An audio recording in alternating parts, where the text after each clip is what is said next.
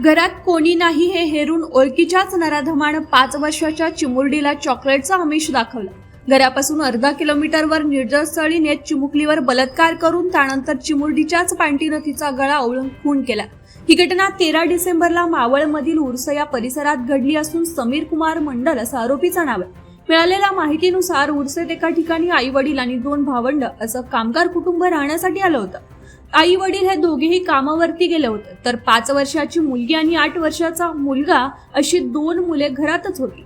रात्री आई कामावरून घरी आल्यानंतर मुलगी घरात नसल्याचं दिसून आल्यानंतर शोधाशोध सुरू झाली. बराच वेळ शोधल्यानंतर ही चिमुकली न सापडल्यानं त्यांनी शिरगाव पोलीस स्टेशन गाठलं आणि ही माहिती पोलिसांना दिली.